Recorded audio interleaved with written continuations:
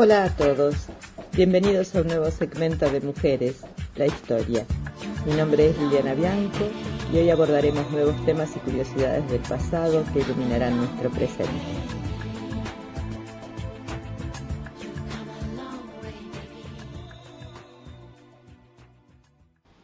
Antes de abordar el tema de hoy, que es continuación de la charla anterior, quiero comentarles que en Netflix abundan hoy una gran cantidad de series coreanas. En ellas, a pesar de desarrollarse en la época actual, todavía se detectan algunas de las costumbres antiguas que les he mencionado. Si les provoca, vean por ejemplo Deseos VIP, que trata de una agencia que concerta matrimonios en pleno siglo XXI. Y bueno, continuamos entonces ahora con un tema interesante y doloroso, que es el vendaje de los pies de las mujeres. Fue una práctica que se llevó a cabo por primera vez en las niñas de la dinastía Tang de China para restringir su crecimiento normal y hacer que sus pies fueran los más pequeños posible. Considerada una cualidad atractiva, los efectos del proceso fueron dolorosos y permanentes. Fue ampliamente utilizado como un método para distinguir a las niñas de la clase alta de todas las demás, y más tarde como una forma para que las clases bajas mejoren sus perspectivas sociales.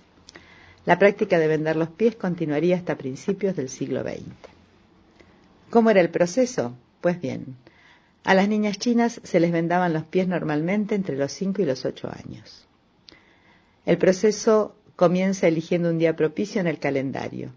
Luego se ofrecen oraciones y ofrendas a la diosa doncella de pies diminutos. Otro destinatario fue la figura budista de Wanjin, un bodhisattva o iluminado que se pensaba que protegía a las mujeres en general. Cuando todo estaba listo, la tarea la hacían las mujeres mayores de la familia o un vendador de pies profesional. El dedo gordo se dejó mirando hacia adelante, mientras que los 4 dedos más pequeños se doblaron debajo del pie. En esta posición, los pies estaban fuertemente atados con largas tiras de tela, que luego restringían cualquier crecimiento futuro y le daban al pie un arco pronunciado. Los pies se desataron después de un mes, se trataron las ulceraciones de la piel y el pie volvió a recuperarse. Las ataduras se aflojaron y volvieron a apretar a partir de entonces una vez al mes hasta que la niña llegó a la adolescencia o incluso, dependiendo en realidad más del efecto deseado. No era raro que 1 o más dedos se perdieran o tuvieran infecciones en el pie o gangrena. Incluso de adulta, una mujer continuó vendando sus pies deformes con vendajes, usándolos en todo momento, en público y cuando se bañaba. El resultado deseado del largo y doloroso proceso era tener pies que no midieran más de 7,5 a 10 centímetros. Sí, escucharon bien, cuando el mínimo de un calzado de mujer es de 35. En esas 3-4 pulgadas, cuando se los conocía como Jinlian o loto dorado o pies de loto, por el símbolo de vida central del budismo. Cuantos más pequeños eran los pies, más atractivos eran, incluso eróticos para algunos, y se convirtió en una manera distintiva de elegancia. Lo mismo ocurría con el estilo de caminar que una mujer con los pies vendados ahora se veía obligada a adoptar, pasos pequeños y ligeros. Con sirvientes para realizar tareas serviles, la movilidad de una dama estaba limitada incluso en circunstancias normales, pero con los pies vendados solo se debe haber logrado caminar con gran dificultad. Los pies más pequeños requerían zapatos especiales, delicados, y hechos de seda o algodón, y a menudo bellamente bordados, y se han encontrado en abundancia en las tumbas de mujeres chinas de clase alta. La práctica de vendar los pies puede haber comenzado con el bailarín Yao Nan, que actuó en la corte de la dinastía Tang, o más generalmente con los bailarines túrquicos que actuaron allí durante el siglo X después de Cristo. Estos bailarines eran conocidos por sus pies pequeños y sus zapatos de arco, que tenían los dedos hacia arriba. La primera mención en los registros históricos data de cuando la corte Tang estaba en Nankín, entre 937 y 975 de la era cristiana. Ciertamente, el vendaje de los pies para reducir su tamaño estuvo asociado durante mucho tiempo con las mujeres que ganaban su dinero entreteniendo a los hombres de una forma u otra.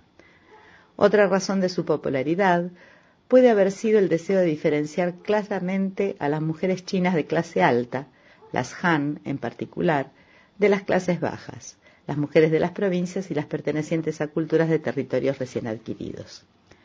Por el contrario, la gente de las provincias y regiones periféricas de China querían copiar las prácticas civilizadoras de la China imperial. Finalmente, los jóvenes aristócratas del período Tang se estaban volviendo más refinados en vestimenta y apariencia, por lo que el vendaje de los pies pudo haber sido un intento de distinguir aún más los sexos. La práctica se generalizó entre las clases altas durante la dinastía Song, 960 a 1279 de la era cristiana, especialmente en el centro y norte de China. Posteriormente se les vendó los pies a las niñas de todas las clases. La naturaleza generalizada de la práctica por parte de los aristócratas significó que los padres de clase baja vieron el vendaje de los pies como una oportunidad para mejorar las perspectivas de sus propios hijos. Eventualmente, el rasgo se convirtió en algo a tener muy en cuenta por parte de los padres que organizaban el matrimonio de su hijo. Los pies diminutos, a pesar de sus orígenes entre bailarinas y cortesanas, llegaron a simbolizar no solo la elegancia, sino también la virtud moral y la modestia. Por lo tanto, se desarrolló una cierta presión de grupo entre las familias para realizar el proceso en sus hijas o correr el riesgo de no encontrarles maridos elegibles. Una prueba adicional de la idoneidad de una niña era que se le encomendara la tarea de hacer pequeños zapatos para los pies vendados de sus futuros suegros. Que vendar los pies se volvió muy común se evidencia por el hecho de que los escritores chinos de los siglos XII al XIV de la época cristiana anticipan que sus lectores están familiarizados con él. También se desarrollaron ciertos proverbios como Ten Er Bu Ten Sue, Ten Nu Bu, Ten Jiao, que significan algo así como si cuidas a tus hijos, no te preocupes si tu hijo sufre por sus estudios o tu hija por sus pies. La falta de movilidad no habría afectado mucho a las mujeres trabajadoras en su empleo doméstico tradicional de hilar, tejer, coser y bordar. En aquellas regiones de China donde las mujeres estaban más involucradas en el trabajo agrícola, como el cultivo de arroz húmedo, el vendaje de los pies era menos común. El proceso incluso llamó la atención de algunos visitantes extranjeros y una de esas fuentes es Fray Odoric de Pordenone, quien visitó el norte de China entre 1322 y 1328. El fraile hizo la siguiente nota sobre la práctica. Y en las mujeres, la gran belleza es tener pies pequeños, y por esta razón las madres acostumbran, tan pronto como les nacen las niñas, a vendar sus pies fuertemente para que nunca puedan crecer en lo más mínimo. Los estudios de un pueblo de muestra de más de 500 familias en 1929, en Tianjin, mostraron que era una práctica casi universal entre las mujeres mayores de 40 años, pero se redujo a alrededor de la mitad si se considera la población femenina en su conjunto. Obviamente, al ser un proceso doloroso y dejar a las mujeres tan tratadas con problemas permanentes de movilidad, que también limitan seriamente cualquier papel que pudiera asumir en la sociedad en general, la práctica no estuvo exenta de críticas. El poeta Qin Yuanmei, 1716-1797, fue una figura notable que estaba públicamente en contra de vendarse los pies, y los eruditos confucianos no quedaron impresionados, asociados con las mujeres de la industria del entretenimiento y con el único propósito de hacer que la mujer sea más atractiva. El emperador Chunqing de la dinastía Manchú, que nunca practicó el vendaje de los pies en la corte, intentó imponer una prohibición en 1645, pero la medida no tuvo éxito.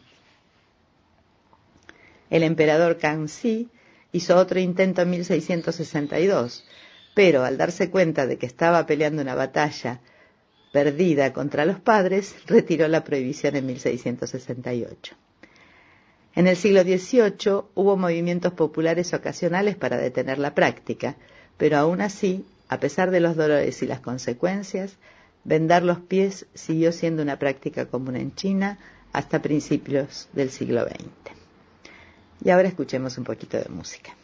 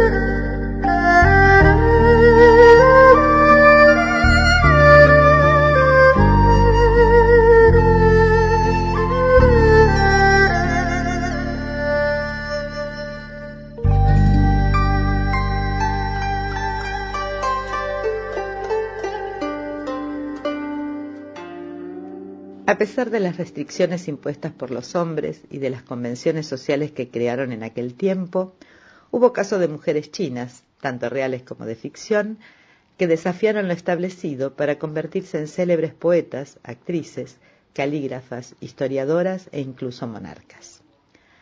Voy a referirme solamente a dos.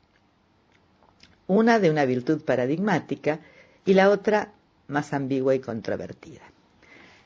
La primera se trata de Ban Zhao, quien vivió entre el 41 y el 115 después de Cristo, que fue una de las escritoras e intelectuales chinas más famosas de esa época. Escribió comentarios acerca de los clásicos de Confucio y su obra más conocida es Nuge, o Instrucciones para las mujeres, en la que desarrolla las 4 cualidades que se esperan de ellas: la conversación, la virtud, el comportamiento y el trabajo, esbozadas por primera vez en el texto ritual clásico Liji. Aunque Zhao enfatizó que las mujeres debían permanecer sumisas a sus esposos, expresó su convicción acerca de los beneficios que traería la educación de las mujeres para ayudar en el trabajo de sus esposos. El texto de Nuge ejerció enorme influencia, fue estudiado por innumerables generaciones de mujeres e incluso se los recitaba a los que no podían leer. La otra mujer a la que me voy a referir es Gu Seitan, también conocida como Gu Zuao. Vivió desde el 623 o el 625 hasta el 705 después de Cristo. Fue concubina de los emperadores Taizong entre el 626 y el 649 y Gaozong entre el 649 al 683 de la dinastía Tang. Este último la nombró emperatriz en el año 655. Al morir Gaozong, reinó como regente de su hijo Songzong, 684 después de Cristo, y de su hermano mayor, Ruizong, que reinó entre el 684 al 690 después de Cristo. Pero en el 690, Gu Seitan fue un paso más lejos y asumió el trono. Se proclamó emperatriz, estableció su corte en Loushan y promulgó el inicio de una nueva dinastía, la de los Zhou. Su reinado, al menos según la tradición china, que además arroja luz sobre la actitud hacia las mujeres, fue despótico y de terror, signado por asesinatos de familia y plagados de intrigas políticas. Sin embargo, su despiadada estrategia condujo a la expansión de la burocracia estatal y fue una gran patrocinadora del arte budista, lo cual se hace notar en las cuevas de Longmen. Al final de su reino, se la forzó a que volviera a aceptar la línea dinástica Tang y optara por Songzong como heredero manifiesto. Vamos a indagar un poco más sobre la vida de esta mujer. La emperatriz Gu Seitan fue la única mujer emperadora de la China imperial. Ella reinó durante la dinastía Tang, que duró entre el 618 y el 907, y fue una de las monarcas más eficaces y controvertidas de la historia de China. Comenzó su vida en la corte como concubina del emperador Taizong.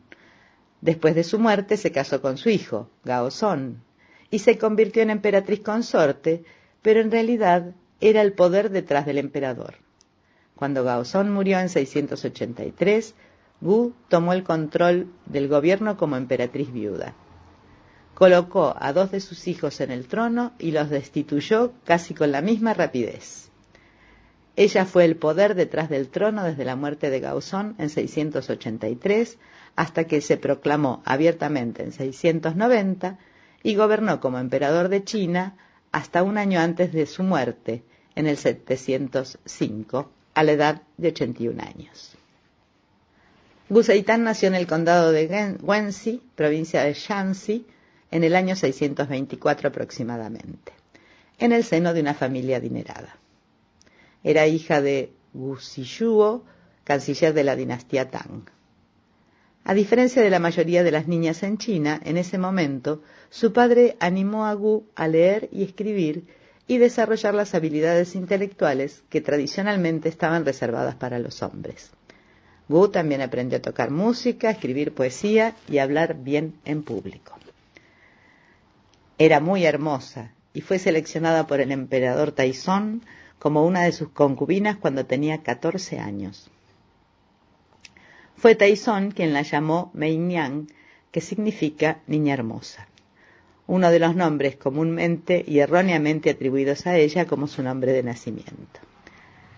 Aunque la función de concubina en China casi siempre se asocia con el sexo, una mujer en esta posición podría tener una serie de responsabilidades no sexuales, desde tareas diarias como lavar la ropa, hasta habilidades más especializadas como la conversación, la lectura de poesía o tocar música.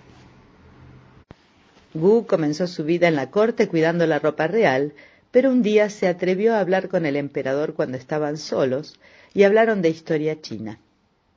Taizong se sorprendió de que su última concubina supiera leer y escribir y quedó fascinado por su belleza e ingenio en la conversación. Taizong quedó tan impresionado por sus habilidades intelectuales que la sacó de la lavandería y la convirtió en su secretaria. En su nuevo puesto estuvo constantemente involucrada en asuntos de Estado al más alto nivel y debe haber realizado bien sus funciones porque se convirtió en una de las favoritas de Taizong. Atrajo la atención de muchos de los jóvenes de la corte y uno de ellos fue el príncipe Li Si, hijo de Taizong, quien se convertiría en el próximo emperador, Gaozong. Gu comenzó una aventura con Li Si, quien estaba casada en ese momento, mientras todavía estaba unida a Taizong como concubina. Li Si estaba profundamente enamorado de Gu, pero no podía hacer nada al respecto, porque ella pertenecía a su padre y además él ya estaba casado.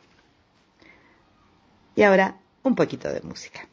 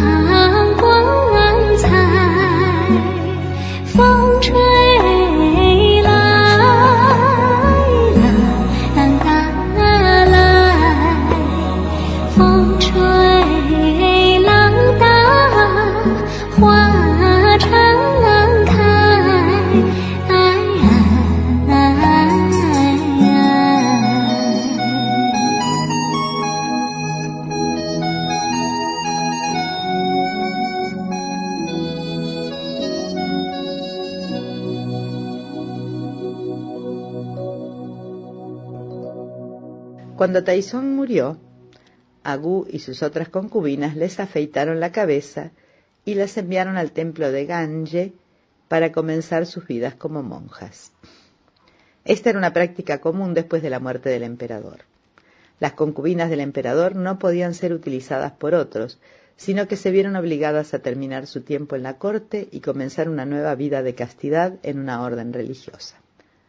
Sin embargo, cuando Li Si se convirtió en emperador y tomó el nombre de Gaozón, una de las primeras cosas que hizo fue llamar a Gu y hacer que la trajeran a la corte como la primera de sus concubinas, aunque tenía otras y también una esposa. A Gu se le otorgó la posición privilegiada de primera concubina, a pesar de que por ley debería haber sido dejada en el templo como monja. La esposa de Gaozón, Lady Wan, y su ex primera concubina, Xiao Shufei, estaban celosas la una de la otra, pero aún más envidiosos de la atención que Gaozón le prestaba a Gu. Según el propio relato de Gu, conspiraron contra ella, pero, según otros historiadores, Gu empezó y terminó los problemas que tenía con ellos. Lady Wan no tuvo hijos y Lady Xiao tuvo un hijo y dos hijas. En 652, Gu dio a luz un hijo, Li Hong, y en 653 tuvo otro hijo, Li Xian. Ninguno de estos chicos era una amenaza para Lady Wan o Lady Xiao, porque Gaozón ya había elegido su sucesor. Su canciller, Li Shi, era el tío de Lady Wan, y Gaozón nombró heredero al hijo de Li Shi, Li Song. Aún así, esto no significaba que las mujeres no estuvieran celosas del favor que el emperador le mostró a Gu ahora que había dado a luz a dos hijos seguidos. En 654, Gu tuvo una hija que murió poco después de nacer. El bebé fue estrangulado en su cuna y Gu afirmó que Lady Wan la había matado porque estaba celosa. Wan fue la última persona vista en la habitación y no tenía coartada. Gu también acusó a Lady Wan y su madre de practicar la brujería e implicó a Lady Xiao. Lady Wan fue declarada culpable de todos los cargos, al igual que los demás. Gaozón se divorció de su esposa, excluyó a su madre del palacio y exilió a Lady Xiao. El tío de Lady Wan, el canciller Liu Shi, fue destituido de su cargo, lo que significó que su hijo fue eliminado como heredero de Gaozón. Gu ahora fue elevada al puesto de primera esposa de Gaozón y emperatriz de China. También le aseguraron que sus hijos gobernarían el país después de la muerte de su esposo. Todo un personaje esta mujer. Lady Gu interpretó bien el papel de la tímida y respetable esposa del emperador en público, pero detrás de escena ella era el poder real. Ella eliminó cuidadosamente a cualquier enemigo potencial de la corte e hizo que mataran a Lady Wan y Lady Xiao después de que se exiliaran. Aunque el relato de Gu afirma que Lady Wan asesinó a su hija, todos los historiadores chinos posteriores están de acuerdo en que Gu fue el asesino y ella mató a su hijo para incriminar a Lady Wan. La historia del asesinato de su hija por parte de Gu y la incriminación de Lady Wan para ganar el poder es el incidente más infame y más repetido de su vida. Pero en realidad no hay forma de saber si sucedió como lo registraron los historiadores. En el momento del asesinato era la palabra de Lady Gu contra la de Lady Wan, y los historiadores posteriores decidieron ponerse del lado de Lady Wan contra Gu. Pero esto no significa que eligieron el lado correcto. Cualquier historiador que haya escrito sobre Lady Gu ha seguido la historia establecida por los historiadores chinos posteriores sin dudarlo. Pero estos historiadores tenían su propia agenda, que no incluía alabar a una mujer que presumía gobernar como un hombre. Los historiadores siempre retratan a Gu como despiadada, intrigante, sedienta de sangre, y es posible que haya sido todas estas cosas. Incluso puede haber asesinado a su hija para ganar el trono, pero cualquiera de estas afirmaciones solo debe aceptarse después de considerar su origen. Una mujer en la posición más poderosa del gobierno amenazó al patriarcado tradicional y los consejeros, ministros e historiadores de la corte afirmaron que Gu había alterado el equilibrio de la naturaleza al asumir un poder que pertenecía a un hombre. ¿Qué tal? Poco después de subir al trono hubo un terremoto, que se interpretó como un mal augurio. El erudito Henry Rothschild escribe: el mensaje era claro. Una mujer en una posición de poder supremo era una abominación, una aberración del orden natural y humano. Los presagios eran extremadamente importantes para la gente de la antigua China y desempeñaron un papel importante también en la política Tang. En 683, cuando Gu comenzó a manipular los acontecimientos como lo haría un hombre, un erudito confuciano escribió que la naturaleza había sido invertida por la mujer usurpadora y que, en todo el imperio, en todas las prefecturas, las gallinas se transformaron en gallos o se transformaron a medias. Cuando pareció aparecer una montaña después del terremoto, esto también se interpretó como que la propia naturaleza se rebelaba contra el reinado de Gu. Gu Zhao vio la situación de manera diferente. Afirmó que la montaña era un buen augurio que reflejaba la montaña budista del paraíso, Sumeru. Hizo llamar a la montaña Mount Felicity y afirmó que se había levantado para honrarla a ella y a su reinado. Aunque muchos en la corte la felicitaron por ser favorecida por los dioses, muchos otros no lo hicieron. Rothschild describe una confrontación que refleja los sentimientos de la mayoría de los presentes en la corte, después de que apareció el Mount Felicity, y Gu lo reclamó como un presagio que la favorecía, y mire lo que escribió uno de sus ministros. Su Majestad, una mujer gobernante indebidamente, ha ocupado una posición masculina, lo que ha invertido y alterado lo duro y lo blando, por lo que las emanaciones de la tierra están obstruidas y separadas. Esta montaña, nacida así de la súbita convulsión de la tierra, representa una calamidad. Su Majestad puede tomar esto como monte de la felicidad, pero su sujeto siente que no hay nada que celebrar. Para responder debidamente a la censura del cielo, es conveniente que lleves la vida tranquila de una viuda y cultives la virtud. De lo contrario, temo que nos sobrevendrán más desastres. Rothschild continúa comentando la escena, diciendo que Gu Zhao escuchó a su ministro y consideró su argumento. Gu Zhao, sin ninguna intención de llevar la vida tranquila de una viuda, rechazó esta interpretación y rápidamente exilió al hombre al pantanoso y plagado de enfermedades Tierra del Sur. Este ministro en particular fue silenciado, pero eso no silenció al resto, simplemente tenían más cuidado de no decir lo que pensaban frente a ella. Su antagonismo hacia una mujer gobernante finalmente encontraría su camino en las historias que registraron su reinado y se convertiría en los hechos que las generaciones futuras aceptarían como verdad. Estos historiadores afirman que Gu ordenó asesinar a Lady Wan y Lady Xiao de una manera terrible. Le cortaron las manos y los pies y luego la arrojaron a una tina de vino para que se ahogaran. Esto es muy similar a la historia de la emperatriz Lucy, 241-180 a.C., de la dinastía Han, que se deshizo de su rival Qixi de la misma manera, aunque Qixi se ahogó en una pocilga y le sacaron los ojos como bien. Lucy era una villana reconocible al instante para la gente de China y vincular a Gu con ella a través de los asesinatos destruyó la reputación de Gu.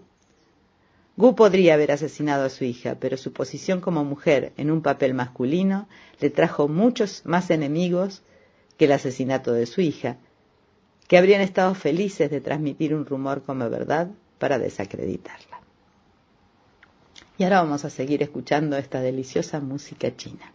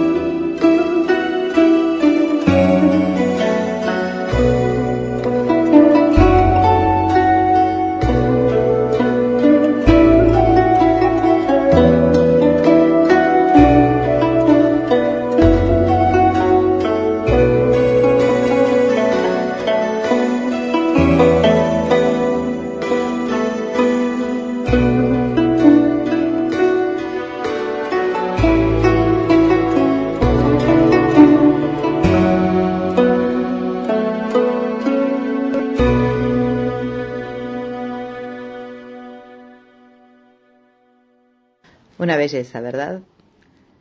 Bueno, lo cierto es que a partir del año 660 fue efectivamente el emperador de China.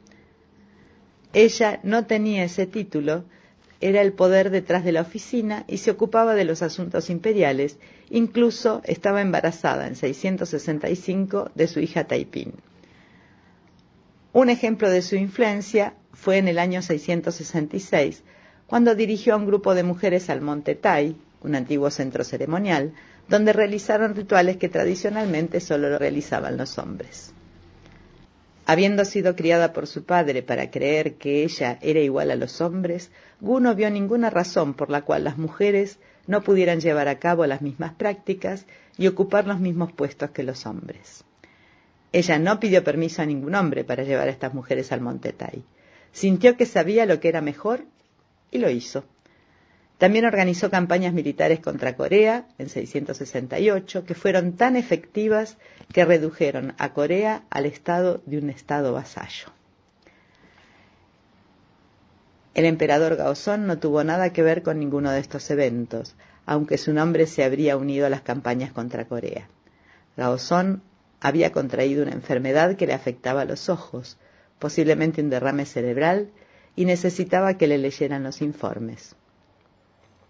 Gu le leía lo que le apetecía y luego tomaba sus propias decisiones, o le leía los informes reales y luego actuaba por su cuenta. En 674, Gaozong tomó el título de Tianguan, emperador del cielo, y Gu cambió el suyo por el de Tianhou, emperatriz del cielo. Gobernaron como monarcas divinos hasta la muerte de Gaozong en 683. Gu colocó a su primer hijo en el trono, quien tomó el título real de Songzong. Se negó a cooperar bien con su madre y su esposa. Lady Wei asumió demasiado poder. Wei hizo que su padre fuera nombrado primer ministro de su esposo y trató de impulsar otras medidas que favorecieran a su familia. Cuando Gu ya no pudo tolerar las payasadas y la falta de respeto de su nuera y la negativa de su hijo a disciplinarla y obedecer los dictados de Gu, lo acusó de traición y lo desterró junto a su esposa. Reemplazó a Songzong con su segundo hijo, quien se convirtió en el emperador Ruizong. Mantuvo a Ruizong bajo una especie de arresto domiciliario, confinándolo en el palacio interior. Ruizong también fue una decepción para ella, por lo que lo obligó a abdicar en 690 y se proclamó emperador Seitan, gobernante de China, la primera y única mujer en sentarse en el trono del dragón y reinar en su propio nombre y por su propia autoridad. Su apellido, Gu, está asociado con las palabras arma y fuerza militar, y eligió el nombre Seitan, que significa gobernante de los cielos. Quería dejar en claro que un nuevo tipo de gobernante había tomado el trono de China y había llegado un nuevo orden. Lo primero que hizo fue cambiar el nombre del estado de Tang a Zhou, en realidad Tianzhou o Tianzhou. Era costumbre, cuando cambiaba una dinastía, restablecer la historia. Cada dinastía se consideraba un nuevo comienzo, y cuando Gu cambió el nombre de Tang a Zhou, estaba siguiendo esta tradición, pero fue más allá al dejar en claro que ella era el comienzo de una era completamente nueva, al llamar a su reinado Tianzhou, otorgado por el cielo. Para garantizar la seguridad de su nuevo reinado, hizo encarcelar a todos los miembros de la familia real de la dinastía Tang, incluido el futuro emperador Xuanzong, y se proclamó a sí misma como una encarnación del Buda Maitreya, llamándose a sí misma emperatriz Shenzhen, que significa Espíritu Santo. Ella encargó estatuas de Maitreya en las cuevas de Longmen, en las afueras de Loushan. Gu decretó que los trabajadores esculpieran el rostro de la estatua más grande para que se pareciera a ella, y también persuadió a los monjes del santuario de Loushan para que falsificaran el libro de la Gran Nube para corroborar su afirmación como Maitreya. ¿Qué tal? Las otras estatuas que aún se ven en las grutas de Longmen También se hicieron para elevar su estatus como gobernante divina, que sabía lo que era mejor para la gente y estaba designada divinamente para aplicar cualquier ley o política que considerara adecuada. Ya en el año 660, Gu había organizado una fuerza de policía secreta y espías en la corte y en todo el país. Estableció una política para que se pudiera pagar a los informantes por viajar en transporte público para presentarse ante el tribunal. Este sistema de espionaje le sirvió bien para advertirle con anticipación de cualquier complot en ciernes y le permitió ocuparse de las amenazas a su reinado antes de que se convirtieran en problemas reales. La emperatriz Gu usó la inteligencia que reunió para presionar a algunos funcionarios de alto rango que no se estaban desempeñando bien para que renunciaran. A otros simplemente los desterró o los ejecutó. Reformó la estructura del gobierno y se deshizo de cualquiera que sintiera que no estaba cumpliendo con sus deberes y, por lo tanto, redujo el gasto público y aumentó la eficiencia. En su lugar, nombró a intelectuales y burócratas talentosos sin tener en cuenta el Estado o las conexiones familiares.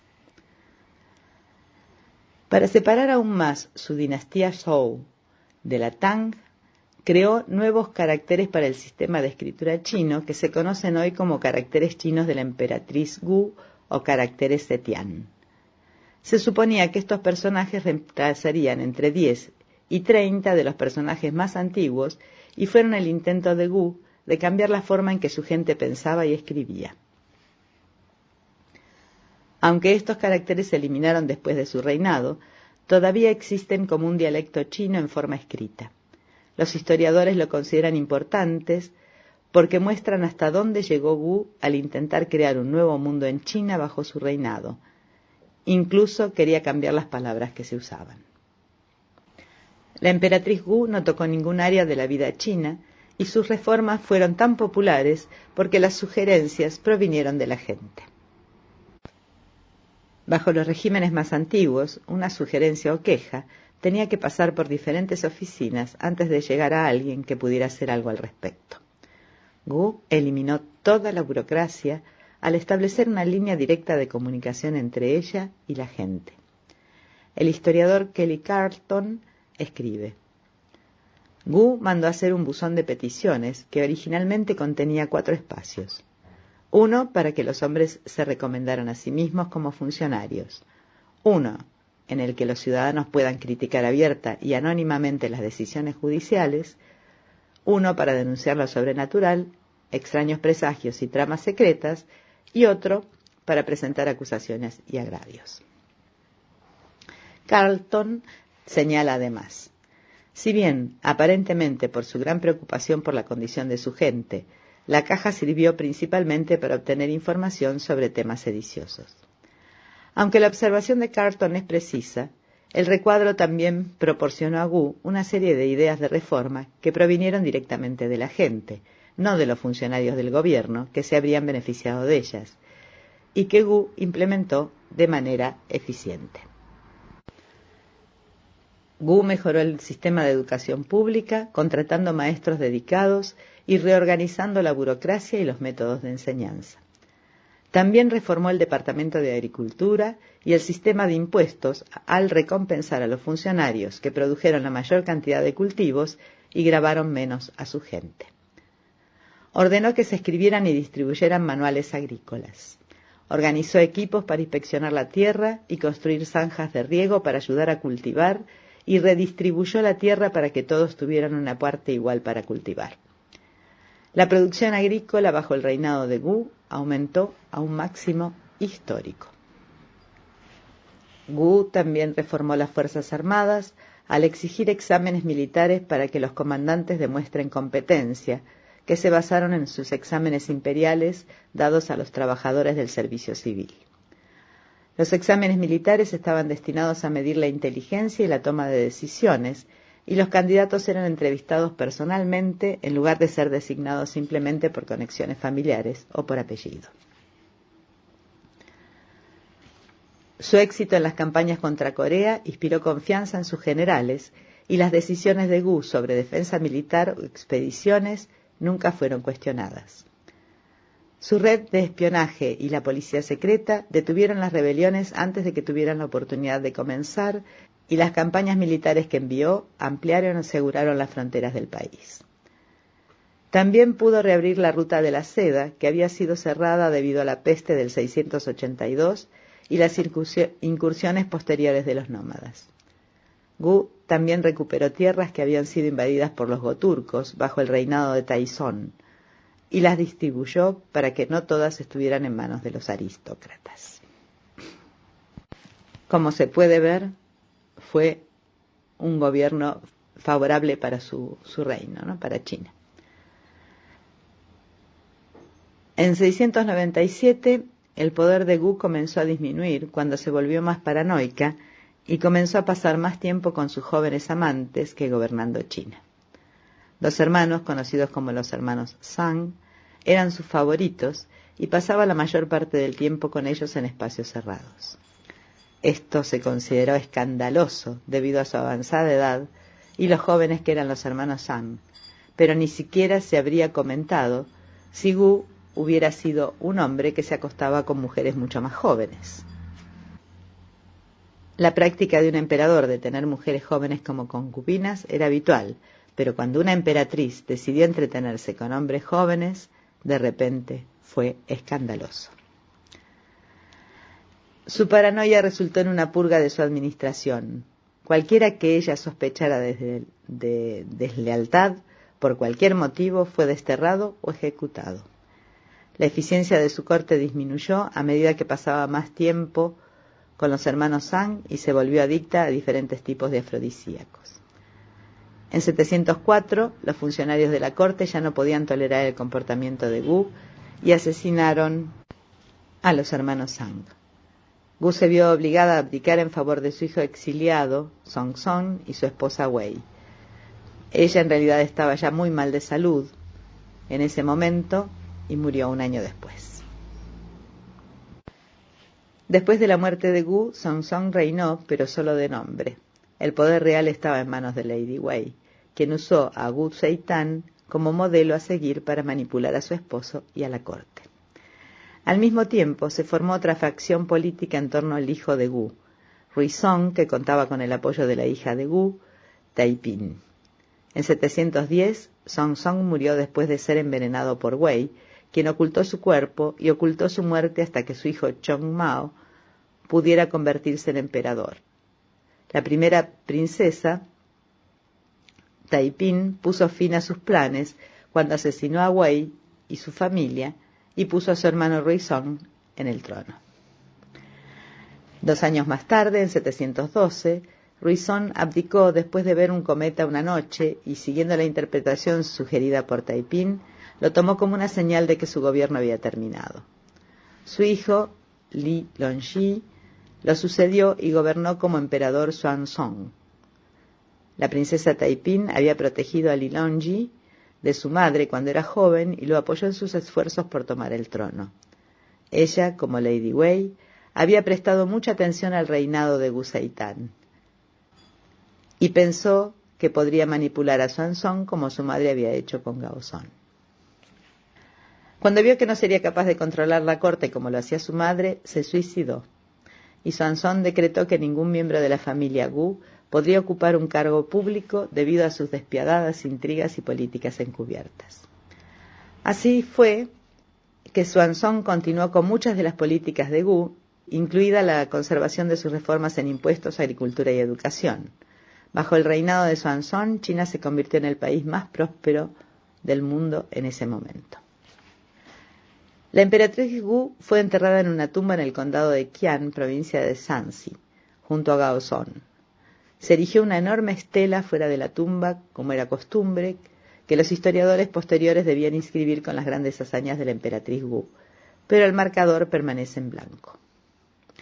A pesar de todas sus reformas y la prosperidad que trajo al país, Gu fue recordada principalmente por sus crímenes contra amigos y familiares, especialmente el asesinato de su hija, y la gente no pensó que fuera digna de una inscripción.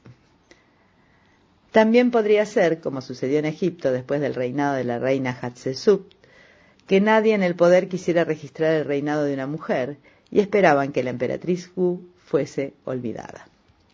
Si es así, sus esperanzas fueron en vano. La emperatriz Wu Zetian es recordada hoy como una de las más grandes gobernantes en la historia de China. La serie de televisión china Mujeres de la dinastía Tang, del año 2013, presentó a la actriz Wei Xinghong como Wu Zetian y fue muy popular, lo que demuestra el interés continuo en la primera y única mujer gobernante de China. Aunque los historiadores modernos, tanto del este como del oeste, han revisado la representación antigua de Wu Zetian como una usurpadora intrigante, esa visión de su reinado aún persiste en mucho de lo que se escribe sobre ella. La mujer que creía que era tan capaz como cualquier hombre para dirigir el país sigue siendo vilipendiada, incluso si los escritores ahora matizan sus críticas, pero no se puede discutir el hecho de que bajo Wu Zetian, China experimentó una riqueza y una estabilidad que no había tenido nunca. Sus reformas y políticas sentaron las bases para el éxito de Xuanzong como emperador, bajo cuyo reinado China se convirtió en el país más próspero del mundo, como ya lo hemos dicho. Y luego de todas estas historias, un poquito de música.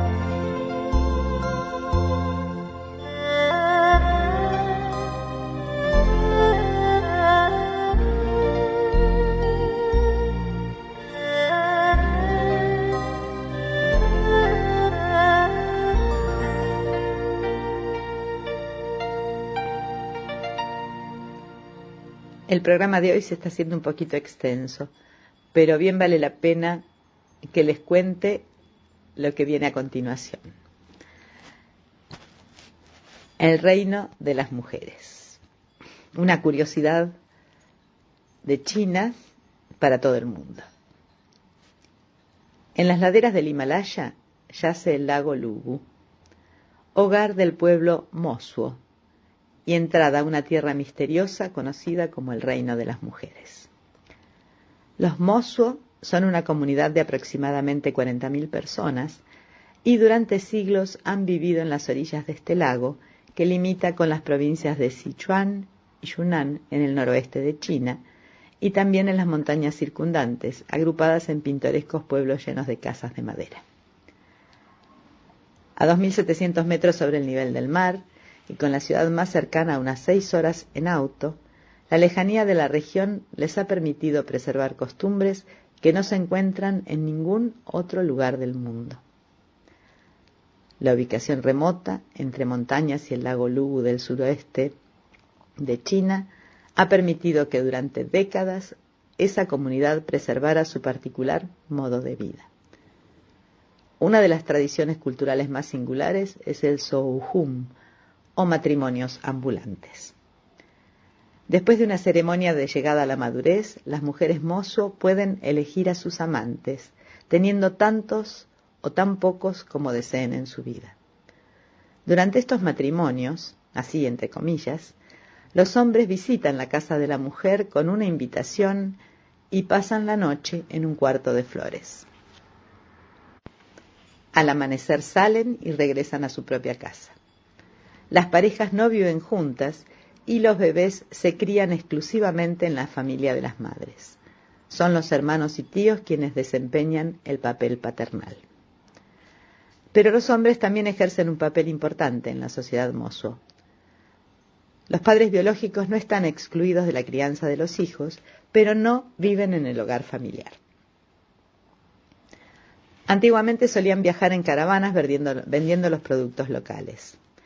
También se dedicaban a la construcción de viviendas, a la pesca y a la cría y matanza de ganado.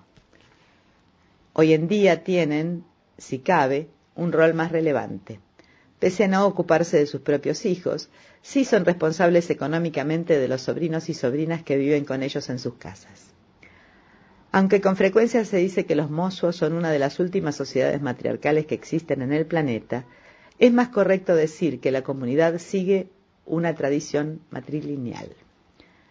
Esto es, los hombres siguen ejerciendo un poder político importante en la vida pública, pero las mujeres son las dueñas y jefas del hogar. Son ellas quienes toman las decisiones en el ámbito familiar. Las mujeres mozo conservan su independencia y no necesitan de los hombres para tener ingresos. Las riquezas, los bienes y propiedades pasan de madre a madre al morir y esto otorga a las mujeres mozu una gran autoridad de libertad. Yang Saxi es un joven músico que creció en un hogar tradicional mozo. Fue criado por su madre, sus tías y tíos. Pero su padre biológico también estuvo muy presente durante su infancia.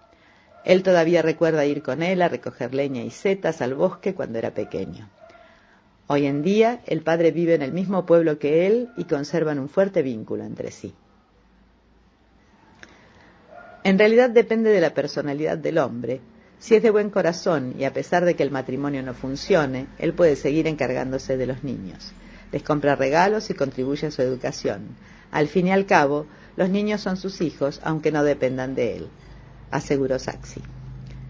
Lo que distingue a los matrimonios de los mozuo de los que se celebran en otras sociedades tradicionales es que las relaciones pueden seguir un curso natural porque las mujeres no dependen de los hombres para conseguir ingresos. Los hombres siguen teniendo un papel relevante en la vida pública de la comunidad y son sustentadores de los hijos de sus hermanas. La tía de Saxi, Yang Kongmu, es el dabu o matriarca de su familia. Se le entregaron las llaves del almacén, un gesto simbólico que la convirtió en cabeza de familia. Su primer esposo era carpintero y se conocieron cuando él estaba construyendo su casa. Yang Kongmu tejió para su amante un cinturón, como manda la tradición, en señal de afecto. Ahora es más probable que las parejas modernas se regalen flores o un celular. Jan Saxi es un joven nacido en el seno de una sociedad mosuo que ha decidido adoptar otro tipo de convivencia matrimonial. Al cabo de un rato, el amor se desvaneció. Mi esposo no tenía nada que ver con los niños y dejó de venir. En la cultura de los mosuo, las relaciones tienen que ver con el afecto mutuo. Cuando se desvanece, seguimos adelante, explicó Yang Kongmu. El gobierno chino no reconoce a los mosuo como uno de los 55 grupos oficiales de minorías porque su población es relativamente pequeña. En la tarjeta de identidad de Saxi, por ejemplo, se le identifica como mongol. Los mosuo son tradicionalmente animistas y creen en la idea de una madre tierra. Este antiguo sistema religioso se mezcla con la importación más reciente del budismo tibetano. Muchas familias envían incluso a uno de los varones a estudiar para que se convierta en monje. Los mosuo también tienen algunas creencias inusuales, como la veneración de los perros. La construcción de carreteras y un aeropuerto cercano ha traído nuevas corrientes de vida a esta comunidad de 40.000 habitantes. Existe el mito de que hace mucho tiempo los perros tenían una vida útil de 60 años, mientras que los humanos solo vivían 13. Los humanos y los perros acordaron intercambiar vidas y los humanos prometieron presentar sus respetos a los perros a cambio. Tras construirse una carretera y un aeropuerto cerca que quedó inaugurado en el 2015, cada vez llegan más turistas a las costas del lago Lugu, trayendo nuevas creencias y prácticas. La cultura de los mosuo se encuentra actualmente atrapada entre la modernidad y la tradición. Los aldeanos que viven junto al lago han construido hoteles para turistas. Algunas familias que tienen sus casas en lugares con buenas vistas se han hecho muy ricas. También hay cosas positivas. Gracias al transporte, los mosuo están explorando más el mundo exterior y experimentando nuevas ideas. Las opiniones de los mosuo sobre el amor y el matrimonio también se están transformando con el mayor contacto con el mundo exterior. Los jóvenes mosuo reciben cada vez más influencia del mundo exterior y algunos han adoptado el matrimonio tradicional chino con votos de monogamia y fidelidad eterna. Las jóvenes muchas veces se sienten atraídas por la idea de amor romántico que ven en las películas chinas y cada vez es más frecuente que elijan casarse de la manera tradicional china, viviendo juntos como pareja y aceptando votos de unión de por vida. Saxi se ha casado fuera de su tribu con una china de nombre Han, vive con ella y con su bebé y cree que este es un modo de vida más simple. Pero, eso sí, sigue siendo responsable del cuidado de los hijos de su hermana. Un poco de música y seguimos con esta comunidad fascinante en un ratito.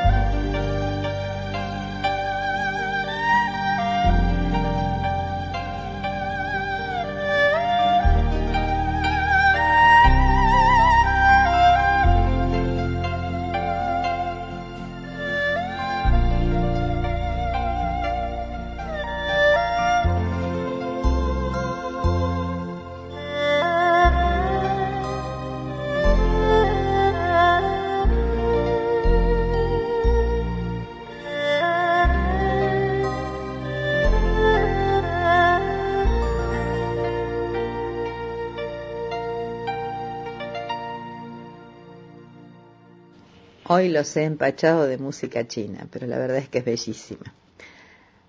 Para cerrar el tema de la comunidad mozo, quiero leerles una entrevista que hizo el diario El Mundo a la escritora Chu Wai-hom, que es una abogada singapurense, y escribió el libro La tribu de las mujeres. Y aquí va. La globalización acecha el último vestigio social matriarcal en el suroeste de China, donde habitan los mozo, la minoría étnica que aún lo practica y el reducto en el que la abogada singapurense Chu Wai-hom ambienta su primera obra, La tribu de las mujeres. Esta escritora narra su experiencia en ese reino, como se denomina ese territorio en Mosuo. Situado entre las provincias de Yunnan y Sichuan, junto al lago Lubu, se alza una montaña diosa que emula la silueta de una mujer.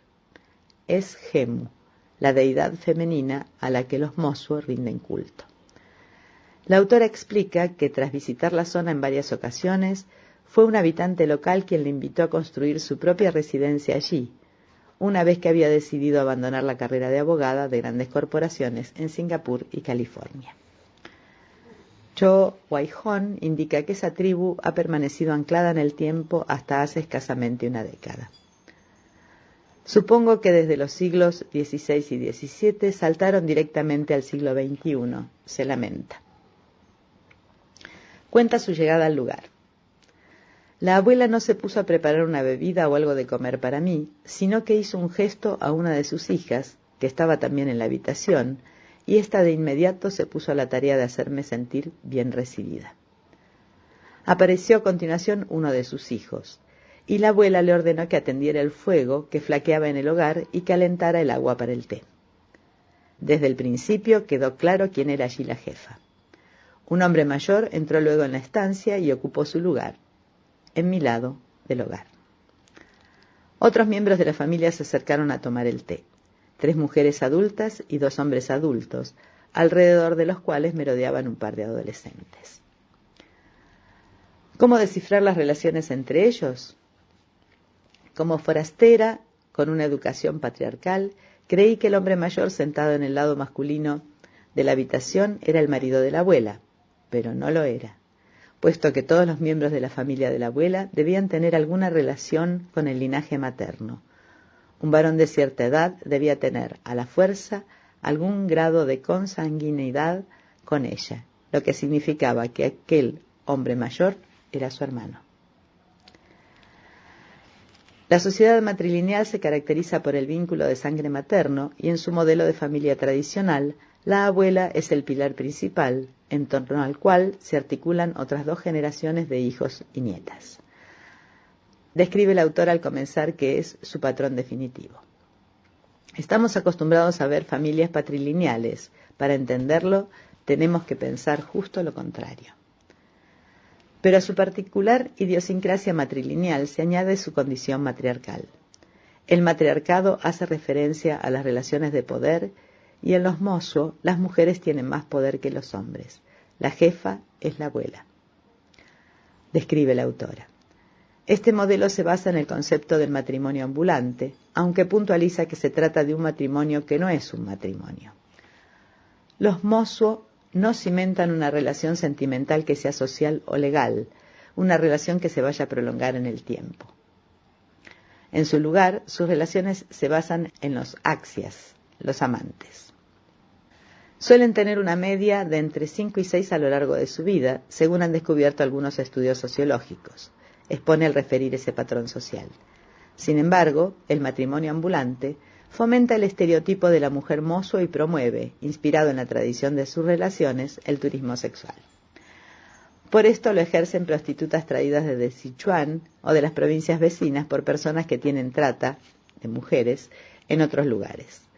Las hacen vestirse como las mozo para recrear la experiencia del matrimonio ambulante, denuncia la autora. En esta típica estructura social, Chu Wai-hom revela que la homosexualidad no es habitual entre la comunidad y en caso de darse este tipo de relaciones, normalmente guardan el secreto. Y lo justifican al precisar que, aunque la pareja sea un hombre y una mujer, nunca lo muestran en público.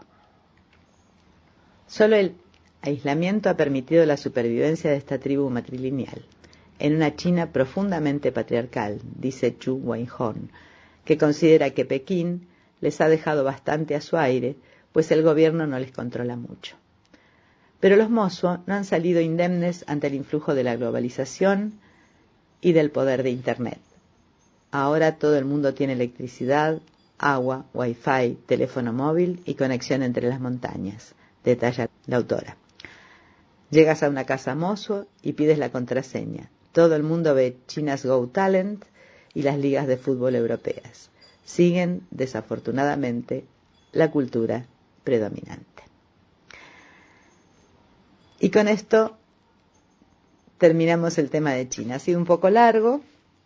Les dejo un par de videos en el blog sobre esta comunidad y espero que les haya resultado interesante. Será hasta la próxima. Si te perdiste el programa anterior, visita mi blog, Liliana Bianco Blogspot, donde además del programa encontrarás información adicional sobre cada tema tratado y podrás dejar allí tus comentarios y observaciones. No dejes de comentar, tendremos sorpresas para los interesados en el tema. También pueden escucharlo a través del canal de YouTube de Hipervínculo Radio. Si han disfrutado de este programa, es gracias a la generosidad de Hipervínculo Radio y su creador, Martín Linares, y al excelente trabajo de edición de Ediciones Anca de Anaí Orquera Bianco.